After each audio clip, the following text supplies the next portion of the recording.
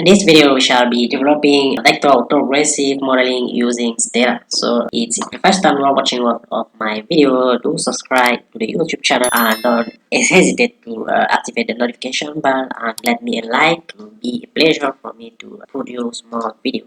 So coming back in VAR modeling is a method that is used in order to put into relationship two or more variables. So instead, it's not difficult to implement VAR model. So the first condition to implement VAR model as most of econometric methods is to have a stationary variable. So this tutorial will suppose that all our variables are stationary.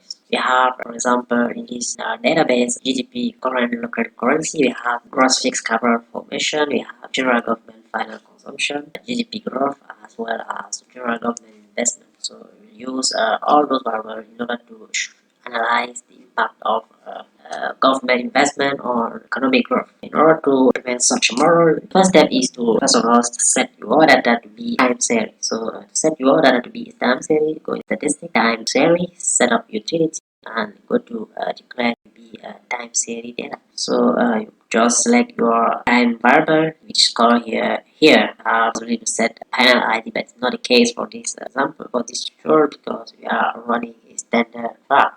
So when we have choose for here variable for time variable, can set if variable are daily, weekly, monthly, quarterly, and so on. So we use the format of time variable here, which is the option by default.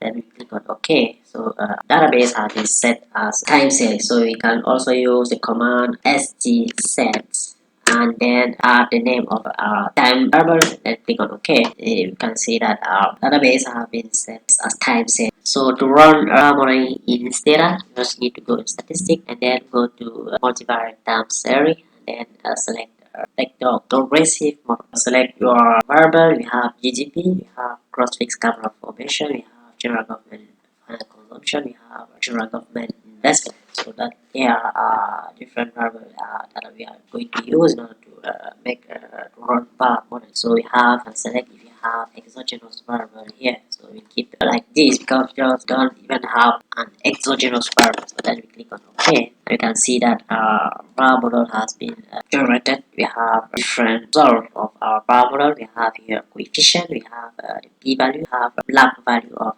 GDP, black wall value of GDP, which is significant because the p-value is less than 5%, meaning that lack value of GDP impact significantly and positively on the GDP. So we have gross fixed capital formation, lack 1 value which is significant and the lack 2 value not significant. And the impact of gross fixed capital formation is negative, meaning that when gross fixed capital formation increase, the GDP rather decrease. So we have also general government final consumption, which is not significantly impacting the GDP, but general government investment impact on GDP at lag 2, meaning that when general government investment take 2 periods in order to have a significant impact on the GDP. So we can also analyze gross fixed capital formation as first a dependent variable explained by other variable like GDP, gross fixed capital formation, general government consumption, and general government investment. That's how we can interpret VAR model using coefficient p-value. So that's it for this video that will just to show you how to implement and interpret the VAR modeling and if you have not yet subscribed to the YouTube channel, do not hesitate to do so and let me a thumbs up, and it will be a pleasure for me to come back to you a little bit soon.